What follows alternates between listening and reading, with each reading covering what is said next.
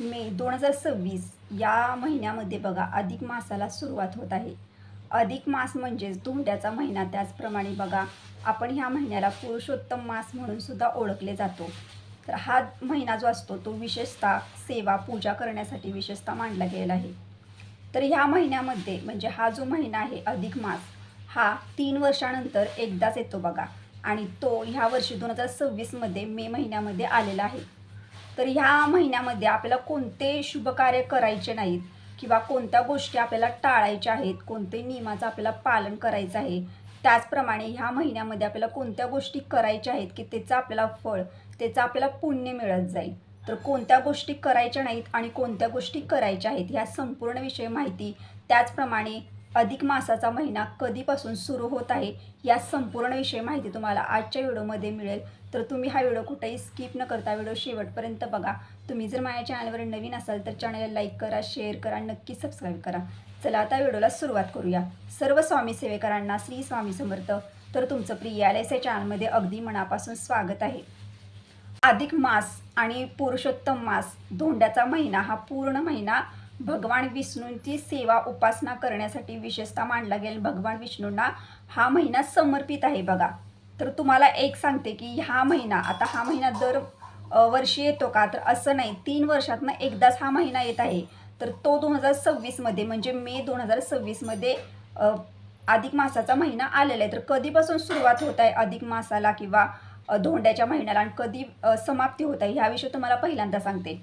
तर 17 मे 2026 या दिवशी अधिक मासाला सुरुवात होत आहे. या दिवसापासून तो 15 जून 2026 या दिवसापर्यंत आहे. म्हणजे 15 जून 2026 या दिवशी अधिक मासाची समाप्ती होत आहे. हे मधले जे दिवस असतात ना, ते दिवस खूप महत्त्वाचे आहेत बघा. तुम्ही ह्या दिवसामध्ये जेवढे नियम तुम्ही पाळणार किंवा जेवढ्या गोष्टी तुम्ही टाळणार तेवढं तुम्हाला ह्या महिन्याचं फळ मिळत जाणार बघा. कारण तुम्हाला सर्वांना माहिती आहे की काही वेळेला आपण काही शुभ कार्य करणे सुद्धा टाळायचं असतं आणि काही गोष्टी किंवा काही नियम आपण जर पाळले तर आपल्याला त्या दिवसाचं किंवा त्या महिन्याचं पूर्ण पुण्य हे आपल्याला मिळतं. आपल्याला कोणत्या गोष्टी करायच्या नाहीत, कोणते नियम आपल्याला पाळायचे आहेत, कोणत्या गोष्टी आपल्या हातून आपल्याला चुकासुद्धा करायच्या नाहीत ह्याविषयी सांगेन तुम्हाला.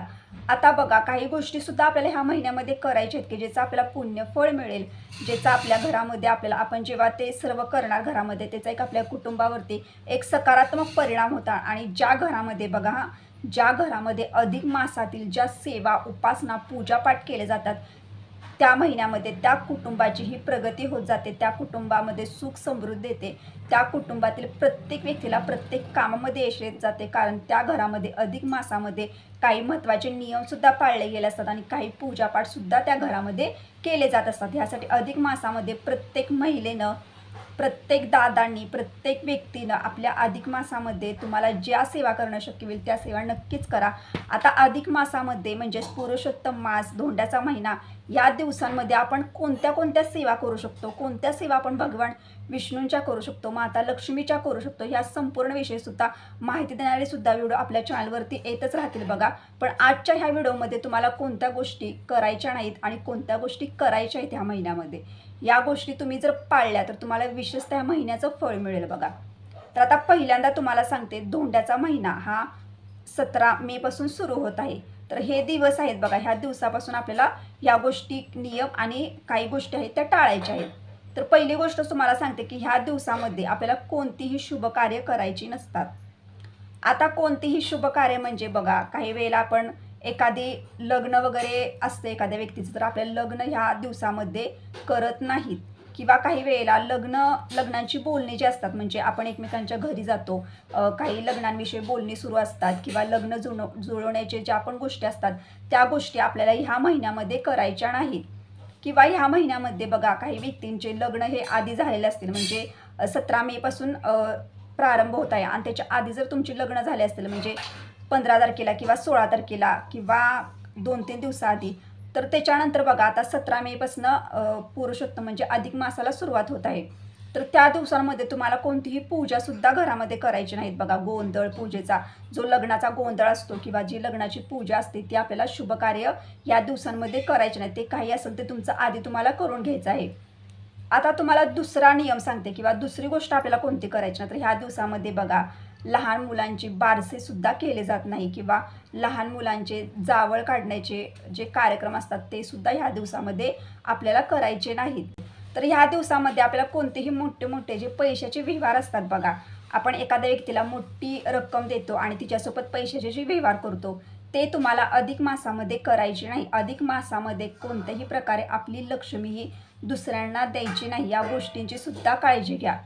आता तुम्हाला पुढचा नियम सांगते बघा. ह्या दिवसामध्ये म्हणजे अधिक मासामध्ये ना तुम्हाला मांसाहारी पदार्थ खायचे नाहीत. मांसाहारी पदार्थ पूर्णपणे वर्ज्य करायचे आहेत. हा जो महिना आहे ना तो महिना खूप पवित्र महिना आहे बघा. या दिवसामध्ये आपल्याला शुभ कार्य करायचे नसतात, पण पूजा पाठ, सेवा, उपासना ह्या आपण करू शकतो. यासाठी तुम्हाला ह्या महिन्यामध्ये मांसाहारी पदार्थ करायचे नाहीत, घरामध्ये बनवायचे नाहीत. आता घरातले जे काही व्यक्ती असतात त्या व्यक्तींना सेवा तर त्या व्यक्ती करत नसतात, पण त्यांना ह्या गोष्टी खायच्या असतात. आणि जी व्यक्ती सेवा करत असते त्या व्यक्तीला मी सांगते की तुम्ही जर सेवा उपासना जर अधिक मासामध्ये करत असाल तर तुम्ही पूर्ण महिना तुम्हाला मांसाहारी पदार्थ स्वतः खायचे. ह्या महिन्यामध्ये तुम्हाला केस कापायचे नाहीत, नख कापायचे नाहीत. या गोष्टी खरंच पाळा. काही व्यक्तींना असं वाटतं की असं काही नसतं की केस कापायचे नाहीत किंवा नख कापायचे नाहीत, पण ज्या त्या दिवशी ज्या त्या गोष्टींना खूप महत्त्व आहे बघा. आणि ह्या जे आपण जर केलं, ज्या गोष्टी आपल्याला करायच्याच नाहीत त्या जर आपण चुकून केल्या तर ह्याचा एक नकारात्मक आपल्यावरती परिणाम होत जातो. आपल्या स्वतःवरती तर परिणाम होतोच, शिवाय त्या व्यक्ती जर त्या कुटुंबातील एखादी व्यक्ती जर ह्या गोष्टी करत असेल तर तिच्यामुळे पूर्ण कुटुंबावरती ह्या गोष्टींचा नकारात्मक परिणाम होत जातो. यासाठी तुम्हाला सांगते की अधिक मासामध्ये जेवढ्या गोष्टी टाळता येईल, जेवढे नियम तुम्हाला पाळता येईल तेवढे पाळा. तेवढं तुम्हाला त्या अधिक मासाचं फळ नक्कीच मिळेल बघा. आता ह्या महिन्यामध्ये बघा आपल्याला कोणत्याही प्रकारचं घरसुद्धा घ्यायचं नसतं. आता एखादी व्यक्ती काय करते की त्यांना एखादा फ्लॅट आवडला किंवा एखादं घर आवडलं तर ते लगेच घेतात. तर तुम्हाला एक सांगते की ह्या दिवसांमध्ये तुम्ही कोणत्याही प्रकारचं नवीन घर खरेदी करू नका बघा. नवीन घर खरेदी करू नका किंवा एखाद्या घरामध्ये तुम्ही जर राहायला जाणार असाल, म्हणजे तुम्ही त्या घराची वास्तुशांती वगैरे करणार असाल तरीसुद्धा ह्या अधिक मासामध्ये घराची वास्तुशांतीसुद्धा आपल्याला करायची नाही. त्याचप्रमाणे बघा अधिक मासामध्ये तुम्हाला कोणतेही व्यवसाय, छोटा व्यवसाय असू दे किंवा मोठा व्यवसाय असू दे, हे व्यवसाय आपल्याला अधिक मासामध्ये सुरू करायचे नाहीत. त्यामुळं काय होतं तर तुम्ही ह्या अधिक मासामध्ये आपल्याला थोडक्यात शुभ कार्यच करायचे नाहीत. आणि व्यवसाय किंवा एखादा छोटा व्यवसाय असो किंवा मोठा व्यवसाय असो बघा, आपण एखादा म्हणजे बिझनेस म्हणजे व्यवसाय वगैरे आपण एखादा सुरू करतो आणि तो आपण अधिक मासामध्येच केले आणि ते शुभ कार्य आपण केले की ज्या महिन्यामध्ये शुभ कार्य करायचं नसतं त्याच महिन्यामध्ये जर तुम्ही केलं तर त्या बिझनेसमधून किंवा त्या व्यवसायामधून तुम्हाला पाहिजे तसा फायदासुद्धा होणार नाही बघा. आता तुम्हाला एक गोष्ट सांगते की तुम्ही जर बघा आता हे अधिक मास आहे, पूर्णपणे अधिक मासाचा महिना आहे. या महिन्यामध्ये आपल्याला कोणत्याही प्रकारचे शुभ कार्य करायचे नाही. आता शुभ कार्य करायचे नाहीत हे मी तुम्हाला जेव्हा सांगते बघा, तेव्हा तुमच्या मनामध्ये अशा खूप शंका निर्माण होतात. तुमच्या मनामध्ये काय निर्माण होत असेल की बघा जन्म मृत्यू हे आपल्याला देवानं दिलेलं आहे बघा. आता अधिक मास आहे म्हणून कुणाचा कधी जन्मसुद्धा होऊ शकतो, म्हणून तो काय चुकीच्या वेळेला जन्माला आला का, चुकीच्या महिन्यात जन्माला, तर असं नाही. ज्या व्यक्तीचा जन्म होतो ते देवानं लिहून पाठवलेलं असतं बघा की ह्या व्यक्तीचा ह्या दिवसामध्ये जन्म होणार आहे, ह्या महिन्यामध्ये ह्या व्यक्तीचा ह्या बाळाचा जन्म होणार आहे. ह्यासाठी हे आपण सांगू शकत नाही, हे त्या महिन्यामध्ये घडून येणारच आहे. कारण हा जन्म आणि मृत्यू हे देवानं ठरवून आपल्याला ह्या पृथ्वीवरती पाठवलेलं आहे. त्यामुळं असं नाही की ह्या व्यक्तीचा जन्म झाला म्हणजे ही व्यक्ती शुभ नाही का, ही व्यक्ती अशा आहे का, असं नाही. अधिक मासामध्ये ज्या पण बाळाचा जन्म झाला असेल ते देवानं ठरवून त्यांचा जन्म झालेला असतो.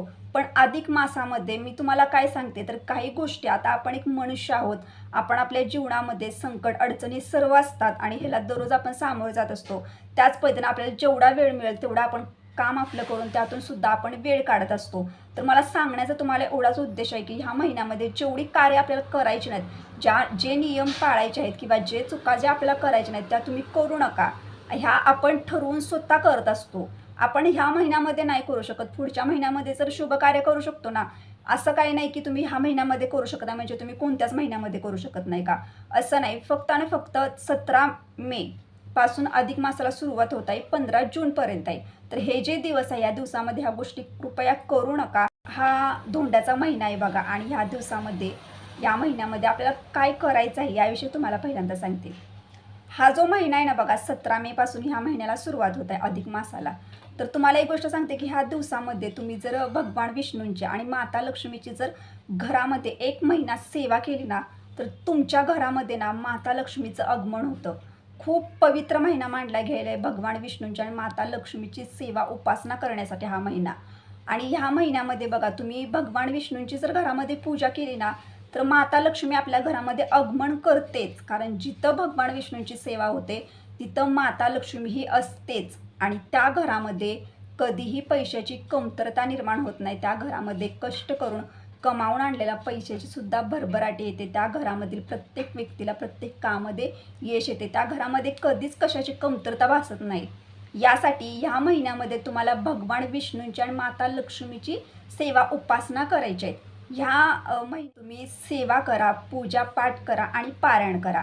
आता स्वामी भक्तांसाठी सुद्धा मी सांगते बघा, तुम्ही स्वामी भक्त आहेत आणि ज्यांना नाही सेवा काही वेळेला करणं शक्य झालं बघा, तर त्यांनी ना ह्या महिन्यामध्ये ना श्री गुरुचरित्र ग्रंथाचं पारायण सुद्धा घरामध्ये तुम्ही करू शकता. स्वामी चरित्र सारामृताची सुद्धा पारायण तुम्ही ह्या महिन्यामध्ये घरामध्ये करू शकता. खूप महत्त्वाचं आहे पूजापाठ करण्यासाठी बघा. आता तुम्ही हे पारायण सुद्धा करू शकता.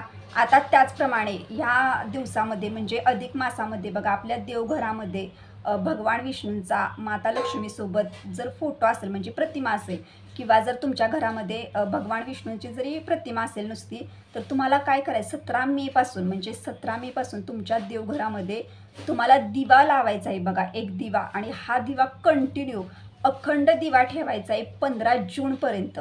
1 महिना तुम्हाला दिवा विझवूनच जायचा नाही बघा. त्या घराची प्रगती ही दिवसेंदिवस होत जाते. तुम्ही हेही घरामध्ये करू शकता तुमच्या देवघरामध्ये.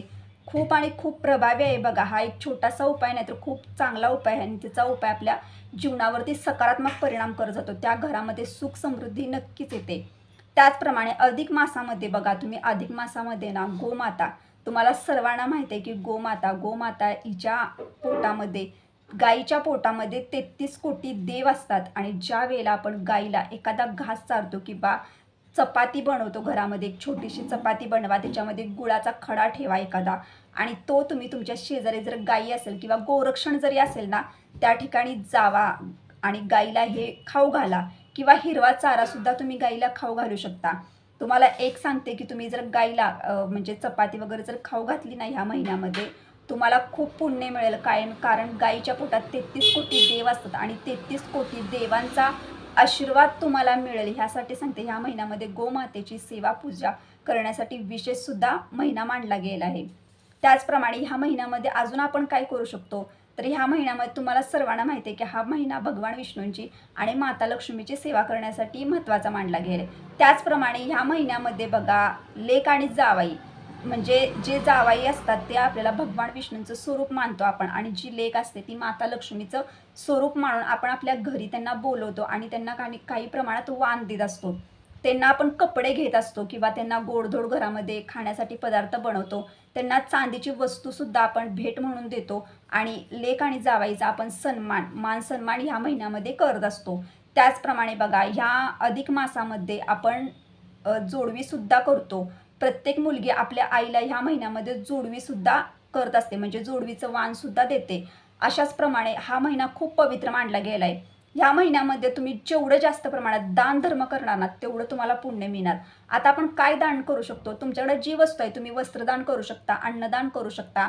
तुमच्याकडे जी वस्तू आहे आणि एखादी गरजू गरीब व्यक्ती आहे बघा, तर तिला तुम्ही ते दान धर्म करू शकता अशा पद्धतीने. किंवा मंदिरामध्ये जाऊन सुद्धा केळे, एखादा गोड बर्फी किंवा फळे वगैरे तुम्ही दान वगैरे म्हणजे तिथल्या येण्या जाणाऱ्या भक्तांना प्रसाद म्हणून देऊ शकता.